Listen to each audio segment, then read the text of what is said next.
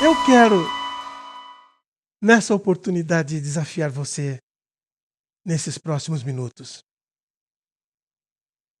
Você tem sempre estado na frente de alguém, não é verdade? Claro que sim. É óbvio. Você se levanta, você está diante de você mesmo no espelho. Você caminha, vai para a sala, você está diante da sua mãe, do seu pai, do seu irmão. Você vai para a rua, no ônibus, você vai estar lá na rua, sempre diante de alguém. Mas quero que você pare um pouco e pense no momento em que você está na frente de alguém, diante de alguém.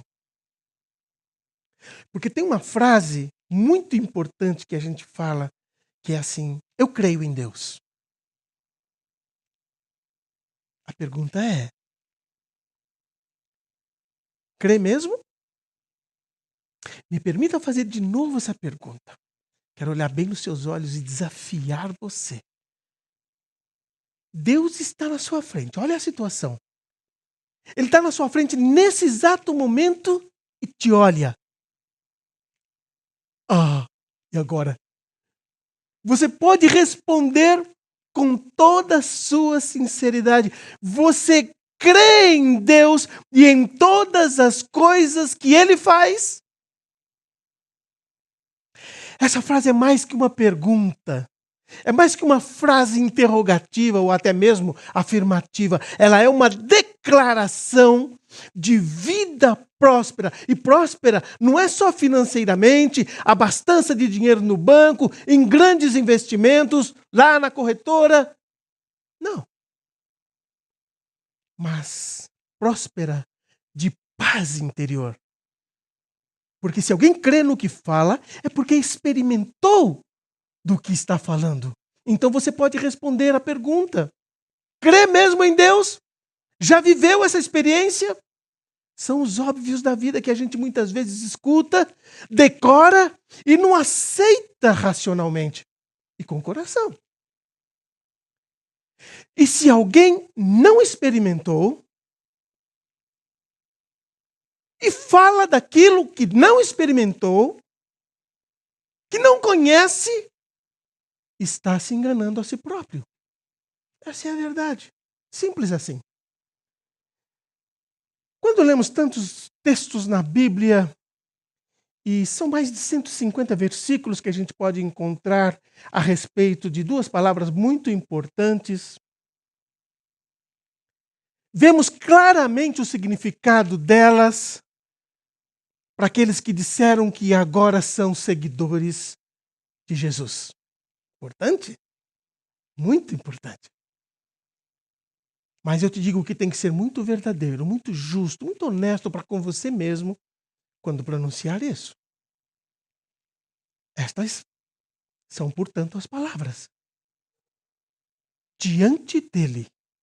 Diante dele. Na frente dele. Então, eu disse em 150 versículos, mas vamos ler alguns deles.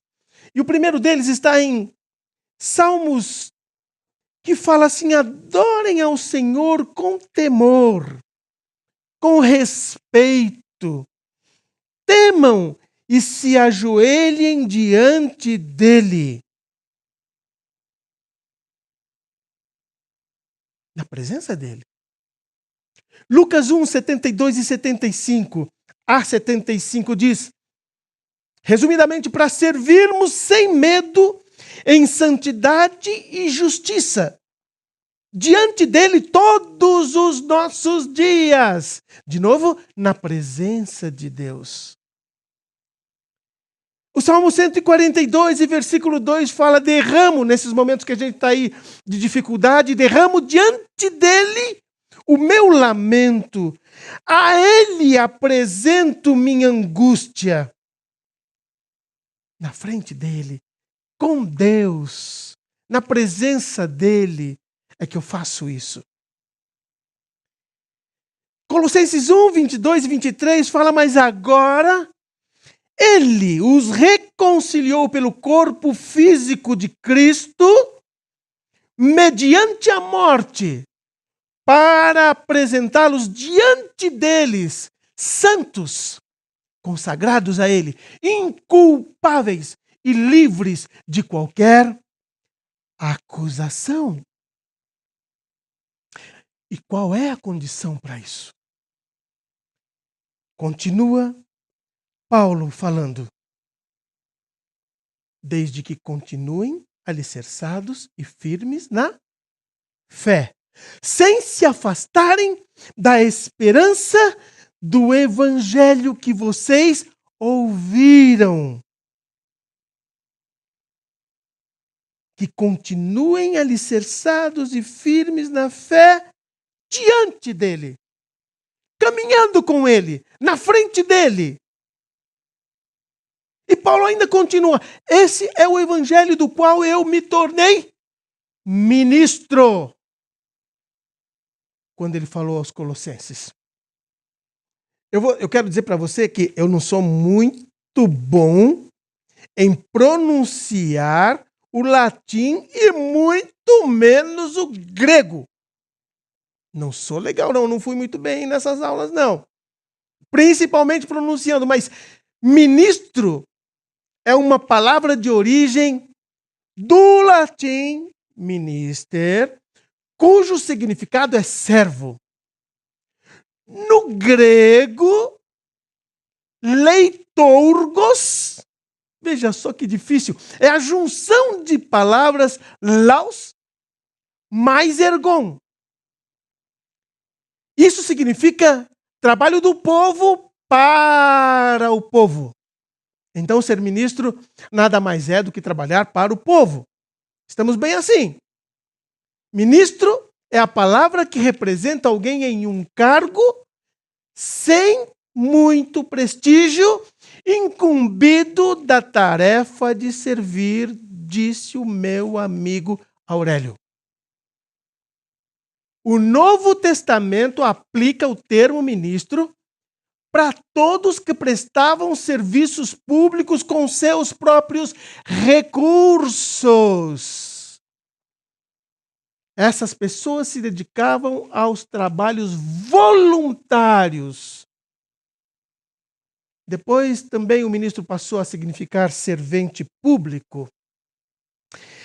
Mas Jesus disse em Mateus 20, 26 e 27, quem quiser ser importante entre vocês, deverá ser servo. E quem quiser ser o primeiro, deverá servir como escravo de todos.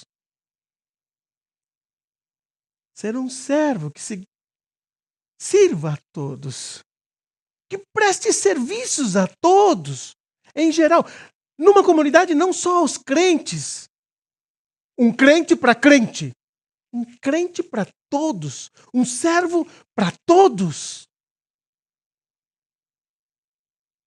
Jesus veio para servir e não para ser servido. Me faz pensar que no Brasil é bem assim, não é verdade? Ministro no Brasil é aquele que manda e desmanda. Ele é o responsável por uma função que deveria servir aos brasileiros.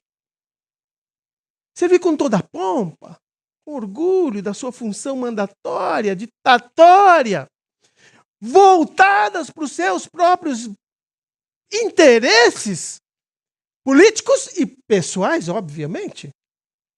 Eles se esquecem que a sua função principal é servir aos brasileiros. É trabalhar em função dos brasileiros.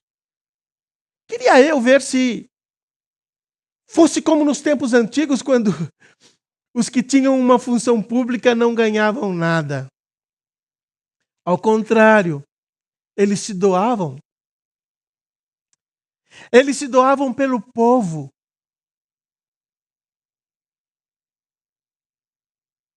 Se lembra da risada do Facebook?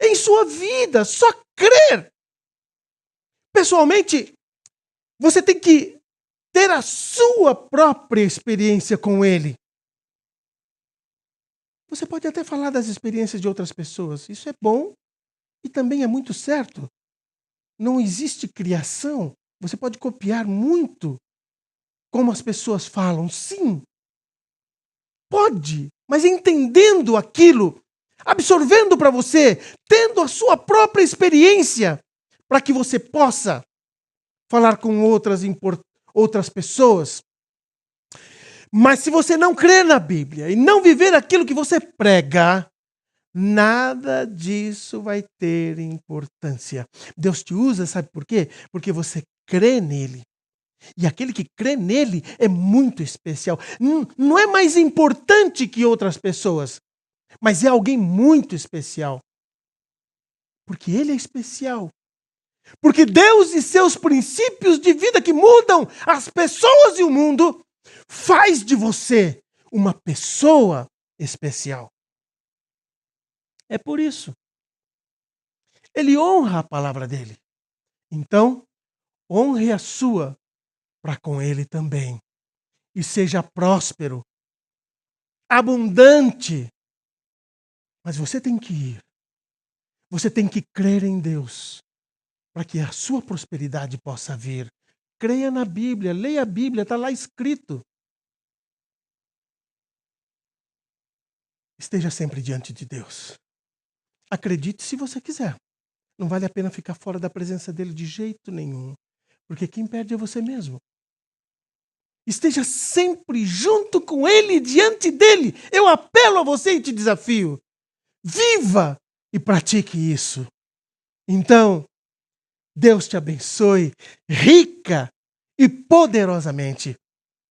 Nessa oportunidade sempre é a minha oração e a minha vontade, e muito mais a vontade de Deus para com a sua vida. Até a próxima.